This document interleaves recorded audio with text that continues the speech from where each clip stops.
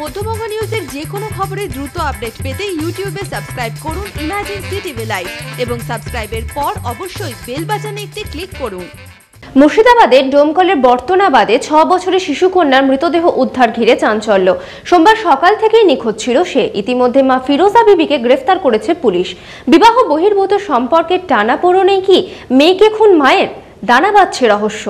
একদিন নিখোঁজ থাকার পর মঙ্গলবার সকালে ডোমকলের বর্তনাবাদে 6 বছরের শিশুকন্যার মৃতদেহ উদ্ধার হলো ঝোপের মধ্যে থেকে। সোমবার সকাল থেকেই বছর 6-এর ওই শিশুকন্যাটি নিখোঁজ ছিল বলে জানা যায়। এদিন সকালে মৃতদেহটি ডোমকল থানায় নিয়ে আসা হয়। দিনভর দফায় দফায় জিজ্ঞাসাবাদ শুরু হয়। এই খুনের পেছনে শিশুটির মায়ের হাত রয়েছে বলেই অভিযোগ উঠছে। ঘটনা নিয়ে এলাকায় তীব্র চাঞ্চল্যের সৃষ্টি হয়েছে। বেশ কিছুদিন ধরেই এই পরিবারটিতে অশান্তি চলছিল বলেই স্থানীয় সূত্রে জানা যায়। সেই অশান্তির খেসারতিকে দিতে হলো বছর 6-এর এই শিশুকন্যাটিকে। উঠছে প্রশ্ন। আমার ছেলে সকালবেলা খাইলো, খাইয়ে 7টার দিকে খাই বললো খেলবো, তুমি খেলে এসো গা, তাই বললো তুমি খেলে এসে বড়ি আইস না, তাই বললো আমি খেলতে যাবো। 10টার সময় ছেলে আমি পাচ্ছি না, খুঁজি আমি পাচ্ছি না, আমার স্কুলে গেছে ছেলে পেলের সাথে, স্কুলে সাথে খুঁজে আসলো, তাও আমি পানো না।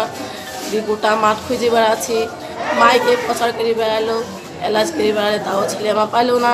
ভোরবেলাতে ছেলে আমার ফেলে দিয়ে চলে গেছে, গোটা রাত আমি ছেলে খুঁজে পাচ্ছি নি।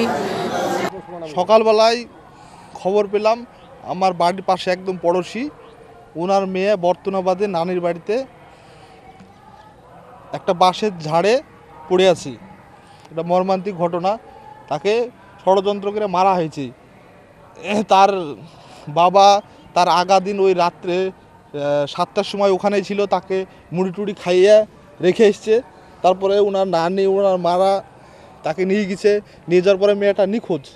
তো আমাদের যতটা ধারণা আমরা বুঝতে পারছি, তাতে মেয়েটার একাধিক পরপুরুষের সঙ্গে সম্পর্ক ছিল। এর আগে থানাতে ওরা অভিযোগ করেছিল, মেয়েটা যখন হিতানপুরে ছিল দাদিমার কাছে, তখন নাবালিকা মেয়ে, আমরা মেয়ে নিব বলে অভিযোগ করেছিল। মেয়েটা কান্নাকাটি করছিল, কোনো রকমই যেতে চাইছিল না। তো থানা থেকে আমরা রিকভার করে, পুলিশ রিকভার করে ওকে পাঠানো হয়েছে।